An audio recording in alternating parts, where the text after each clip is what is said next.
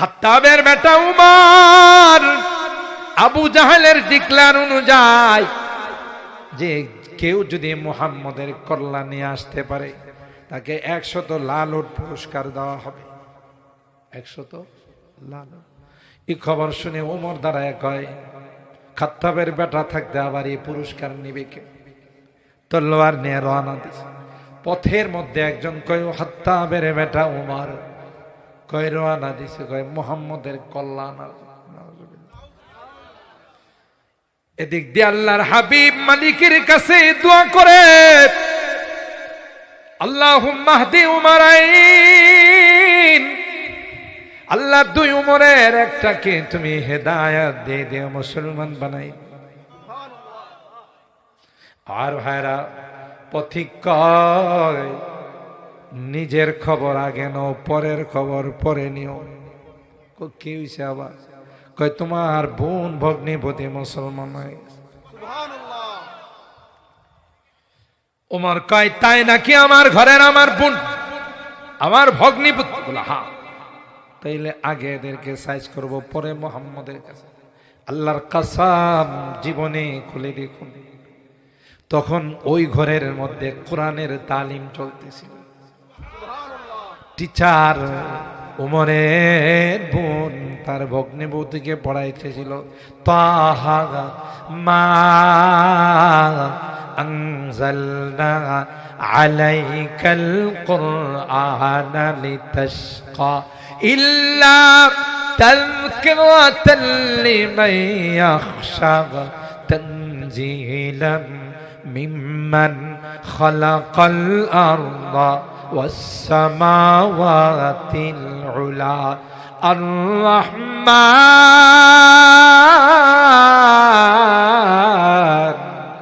الرحمن على العرش استوى। হতে হতে একটা পর্যায়ে বলেন, ফাস্তামি লিমা ইউহা ইন্নানি আনাল্লাহ।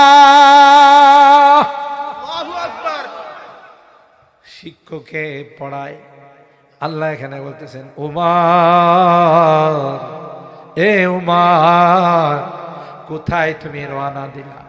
আমি না তোমার আল্লাহ, আমাকে বাদ দিয়ে তুমি আবার কোন দিকে রওনা দিলা? ইন্নানি আনাল্লাহ লা ইলাহা ইল্লা আনা ফা'বুদনি ওয়া আকিমিস সালাতা লিযিকরি। আওয়াজ উমরের কানে আসছে। উমর কিন কর্তব্য বিমূর, আউট অফ দ্য কন্ট্রোল। সুবহানাল্লাহ, সুবহানাল্লাহ। নিজের নিয়ন্ত্রণ নাই। ভিতরে ঢুকা কিছুক্ষণ পিটাইছে। পিটায়া বোন রে কয়, এ বোন, এ বোন, তোর ঘরে ঢুকার আগে একটা আওয়াজ শুনছিলাম। আর জোরে সুবহানাল্লাহ বলে। पाना जिसकी लहन से तूने खुदा खोने को है, पारा जिसकी लहन से तूने खुदा खोने को है जिससे खाशियान मुतसद्दिआन होने को है। যে কালামে আপনাদেরকে বসায় রাখছে, উমরের মতো বাহাদুরকে এই কালামে ওখানে সারেন্ডার করতে বাধ্য করছে। জিন জাতি আকার দিয়ে উড়ে যাচ্ছিল, আল্লাহর হাবিব তিলাওয়াত করতেছিল। জিন জাতি তাদের যাত্রা বিরতি করে কয়, কুল উহিয়া ইলাইয়া আন্নাহু ইসতামাআ নাফারুম মিনাল জিন্নি ফাকালু ইন্না সামি'না কুরআনান আজাবা। আল্লাহু আকবার। এ পয়গম্বর, জীবনে কত আওয়াজ শুনলাম রে, এত মধুর আওয়াজ কোনোদিন শুনি নাই। দেরি করো না, আমাদেরকে পড়িয়ে দাও লা ইলাহা ইল্লাল্লাহু মুহাম্মাদুর রাসূলুল্লাহ সাল্লাল্লাহু আলাইহি ওয়াসাল্লাম। ইয়াহদি ইলার রুশদ ফাআমান্না ওয়ালাম নুশরিকা বিরাব্বিনা আহাদা। এটা আল্লাহর কালাম, কথা বলেন ঠিক কিনা? আর ভাইরা, ওয়াদা করছিলাম 2টা টপিক, সময় যেহেতু কম বিস্তারিত আলোচনা করলাম। আর সব আলোচনা একদিন করলে পরের বছর আর দাওয়াত দিবেন না। কিছু থাকলে কমিটি, আমদল, ইসলামী যুব সমাজ বলবে যে হুজুরের কিছু আলোচনা বাকি ছিল, আগামী বছরে দাও। মাশাআল্লাহ, আমি তো ওয়াদা করছিলাম 12টা, পরে করবেন না যে মৌলভী ওয়াদা ঠিক রাখে নাই। আপনারা বললে আরো 15 মিনিট করবো ইনশাআল্লাহ। রাজি আছেন তো ইনশাআল্লাহ? না, আসলে আপনারা কোরআনের প্রেমী, কোরআনের আশিক, কথা বলেন ঠিক কিনা? এই মানুষগুলো জুম করে সব বসে আছেন। আল্লাহ আমাদের আজকের এই যুব সমাজের মাহফিলকে তুমি কবুল করো, আমিন বলেন। আজকের এই মাহফিলকে আমাদের জন্য নাজাতের ওসিলা বানাই দাও, বলেন আল্লাহুম্মা আমিন। আর ভাইরা, বিজ্ঞান নিয়ে আলোচনা করতেছিলাম, সেদিকে যাব না। আল্লাহ বলেন গোটা আসমান আর জমিনের দিকে তুমি তাকাও, শুধু বিজ্ঞান আর বিজ্ঞান খুঁজে পাবে। কথা বলেন, জঙ্গলের মধ্যে হাজার হাজার MBBS ডাক্তার, FCPS করা ডাক্তার, FRCS করা ডাক্তার আমি জঙ্গলে ছাইরা দিছি। বেজি চিনেন? নেওয়াল যাকে বলে, দেখবেন জিওগ্রাফিতে ঢুকে যুবকরা আজে বাজে জিনিসে, পর্ণ ছবিতে ঢুকো না, নোংরা ছবিতে ঢুকো না, জিওগ্রাফিতে ঢুকো। জঙ্গলের দৃশ্যগুলো দেখলে, পশু পাখিদের দৃশ্যগুলো দেখলে আল্লাহকে চেনা যায়। কথা বলেন। আমি মাঝে মধ্যে দেখি হরিণের বাচ্চাটা, সিংহ তাকে শিকার করার জন্য, খাওয়ার জন্য যখন যা, আর হরিণের বাচ্চাটা যখন কা কা করে কানতে থাকে, চিৎকার যখন করতে থাকে, এত বড় একটা হিংস্র জানোয়ার হওয়ার পরেও তার গায়ে কিন্তু দাগ বসায় না, তাকে আদর করে, তাকে নিয়ে খেলাধুলা করে। কিন্তু ইসরায়েলের হায়নার বাচ্চারা, এরা জঙ্গলের পশুকেও হার মানায়। এরা আমার ছোট ছোট কচি কাঁচা মাসুম বাচ্চাদের রক্ত দিয়ে ফিলিস্তিনের জমিনকে রঙিন করে। এরা হায়নাকেও হার মানায়, কথা বলেন ঠিক কিনা? আমার ভাইরা, ওই জিওগ্রাফিতে ঢুকলে দেখা যায় আল্লাহর কুদরত। সাপে আর বীজের মধ্যে যুদ্ধ শুরু হয়। সাপটা বারবার বেজিকে, নেওয়ালকে কাটে। আজ পর্যন্ত কোনো ইলেকট্রনিক্স মিডিয়ায়, প্রিন্টিং মিডিয়ায় খবর পাইছেন যে আফ্রিকার জঙ্গলে সাপে আর বীজের ঝগড়ায় 1 ডজন বেজি মারা গেছে। মানুষকে কামড়াইলে মরে না, বাঁচে? কথা কয় না। সাপ যদি কামড় দেয় মরে না, বাঁচে? বেজিটা কেন মরে না? বেজিরই তো বারবার ছোবল মারে, কথা কয় না। আল্লামা কামালউদ্দিন দামিনী রাহমাতুল্লাহি আলাইহি হায়াতুল হাইওয়ান নামক কিতাবের মধ্যে লিখে, বেজি যখন সাপের সঙ্গে যুদ্ধতে লিপ্ত হয়, সাপ যখন তার গায়ে কামড় বসায়, সাথে সাথে বেজিটা জঙ্গলের একটা ঘাসের মধ্যে কামড় দেয়, দেওয়ার সাথে সাথে তার বিষটা শরীর থেকে নেমে যায়। নিঃসন্দেহে এই বেজিগুলো সিলেট মেডিকেল কলেজের ছাত্র, কথা কয় না। কে শিখাইছেন? আল্লাহ কই, তুই বেটা কি ডাক্তার হইছিস? কত বড় বড় ডাক্তার বানাই রাখছি আমার জঙ্গলে, কত বড় বড় ইঞ্জিনিয়ার বানাই রাখছি আমার তাল গাছের পাখি, বাবুই পাখি। কথা বলেন ঠিক কি?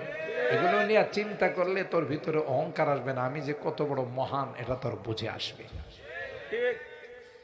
আমার ভাইরা, সুতরাং এই যে ভালোবাসা একটি পবিত্র জিনিস। উম্মত নবীকে ভালোবাসবে, সন্তান তার বাবা মাকে ভালোবাসবে, বাবা মা তার সন্তানকে ভালোবাসবে, স্ত্রী তার স্বামীকে ভালোবাসবে, ভাই তার বোনকে ভালোবাসবে। পবিত্র না অপবিত্র? কিন্তু সেই ভালোবাসাটা যদি বয়ফ্রেন্ড আর গার্লফ্রেন্ডের মধ্যে হয়, পবিত্র না অপবিত্র? ভালোবাসা এটা একটা পবিত্র জিনিস, কিন্তু ভ্যালেন্টাইন্স ডে পালন করতে গিয়ে রাত্রের আধারে একটা যুবক আর একটা যুবতী যখন 2টা 3টার সময় বের হয়ে যায়, নিঃসন্দেহে কোনো মসজিদে গিয়ে তাহাজ্জুদের নামাজ পড়ে। কথা কান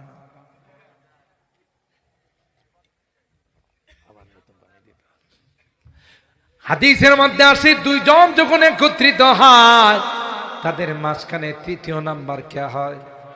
আরো জোরে বলেন। তাহলে হে মুসলমান, এ যুবক, তুমি এই সমস্ত গান্দা গার্লফ্রেন্ড নিয়ে ঘুরো, এটি আজকে তোমার সাথে সম্পর্ক, টাকার মাত্রা কমে গেলে আরেকজনের সাথে লাইন লাগাইব। কথা কয় না, এটির মধ্যে কোনো ওয়াফাদারি নাই।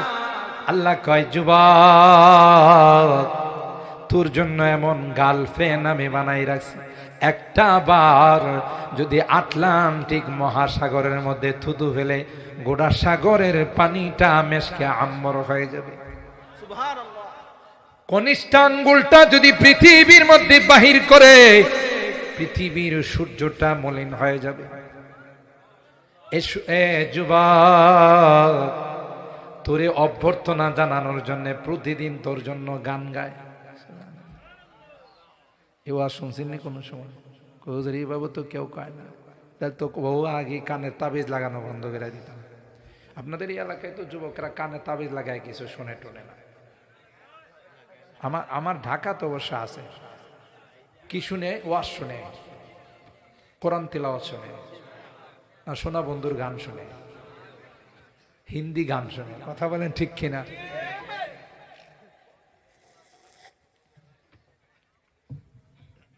আল্লাহ ডাক দেখায়, যুবক, এ যুবক, সূরাতুর রুম আয়াত নাম্বার 15, বাসায় গিয়ে বাংলা কোরআন পড়া দেখেন।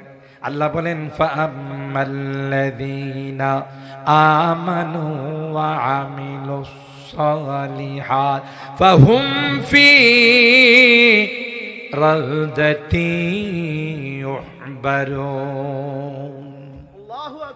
যারা গানের পাগল যুবক, দুনিয়ার গান যদি বর্জন করতে পারো, জান্নাতের মধ্যে আল্লাহ এমন বৃক্ষ লাগাবে, এই আয়াতের তাফসীর, যে বৃক্ষের ডালে ডালে পাতায় পাতায় গান গাইবে। আরো আস্তে সুবহানাল্লাহ কোন। এমন মিউজিক বাজতে থাকবে, জীবনে কোনোদিন দেখো নাই এত সুন্দর গান, জীবনে কোনোদিন শোনো নাই। নাহনুল খালিদাতু ফালা নাবিদু ওয়া নাহনুন নাইমাতু ফালা নাবাসু। জান্নাতি গার্লফ্রেন্ডের গান। আরে জান্নাতি গার্লফ্রেন্ড এই গান গাইবো, কথা বলেন ঠিক কিনা?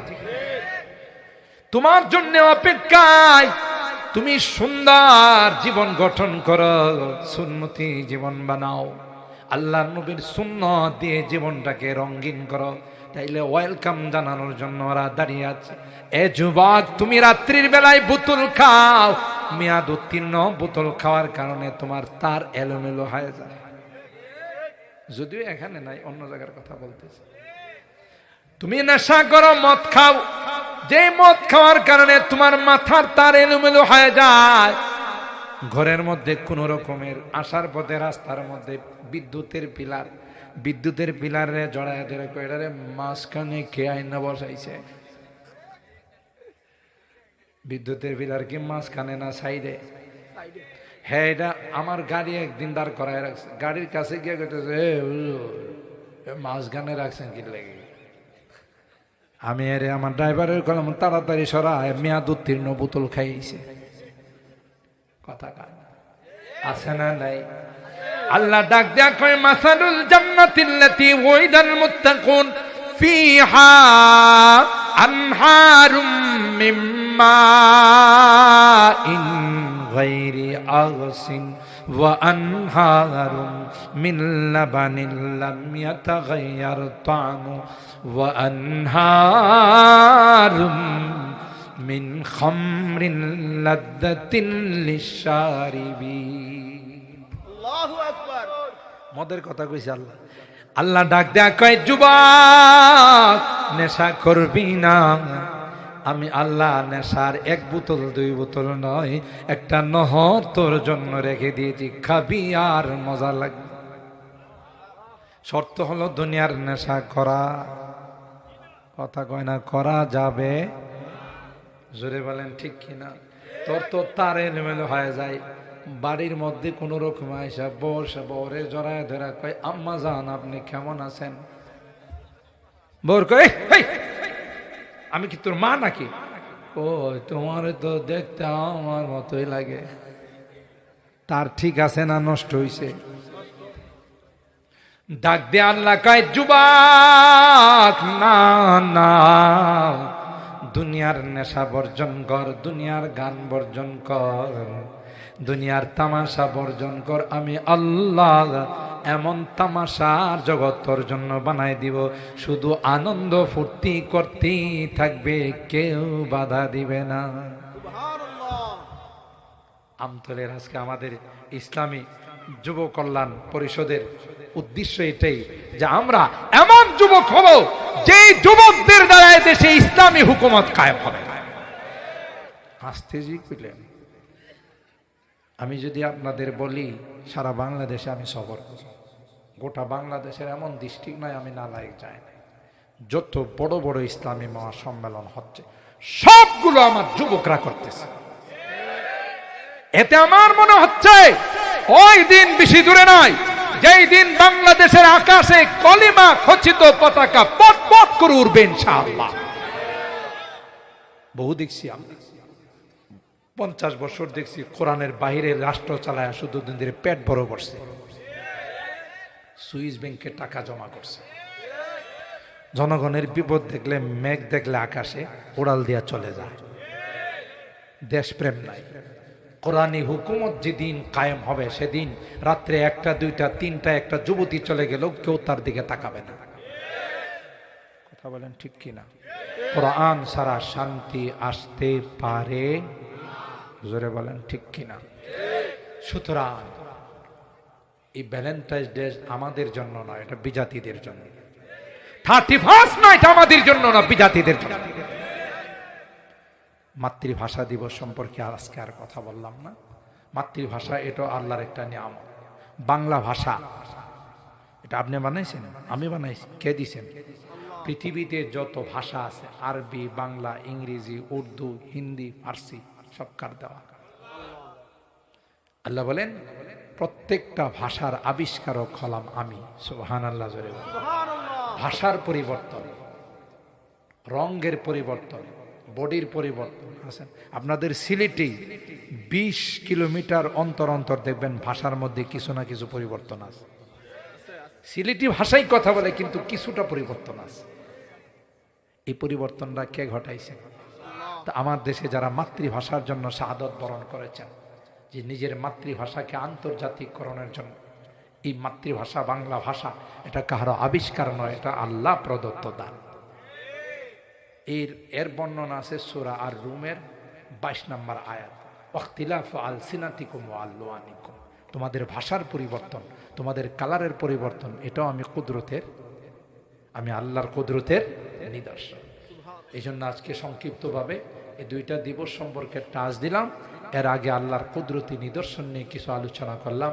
আল্লাহ রাব্বুল আলামিন আমাদেরকে এই সকল বিষয়ের উপর আমল করার তৌফিক দান করুন। আমাদের আমতল ইসলামী যুব উন্নয়ন পরিষদের যে সুন্দরী আয়োজন, এবছর এই আয়োজন কত নম্বর, কততম? চতুর্থতম এই আয়োজন। এই আয়োজনটা কি প্রতি বছর হোক আমরা চাই না? চাই না? একটু হাত তোলেন, হাত তোলেন, হাত তোলেন, হাত তোলেন। লিল্লাহে তাকবীর, লিল্লাহে তাকবীর। কোরআন সুন্নাহর আলো ঘরে ঘরে জালো। এটা থুক্কু, থুক্কু বুঝেন তো? ছোটকালে খেলাধুলা করছেন, এক খেলা বাদ আরেক খেলা শুরু, তখন কি দিয়া বাদ দিছেন? কথা কয় না, থুক্কু। এখন হয়তো আধুনিক ভাষায় কি বলবেন? ডিলেট। কথা বলেন ঠিক কিনা? এখনকার স্লোগান হবে কোরআন সুন্নাহর আলো, আগামী সংসদে জ্বালো। কথা বলেন ঠিক কিনা? সংসদে কোরআন জ্বালানো ছাড়া, কোরআনের আইন ছাড়া কোনো আইন আমরা সংসদে দেখতে হাত নামান। আল্লাহ আমাদের হাতগুলো কবুল করেন। আমাদের এই যুব সমাজ যেন প্রতি বছরই মাহফিল করতে পারেন, আমরা তাদের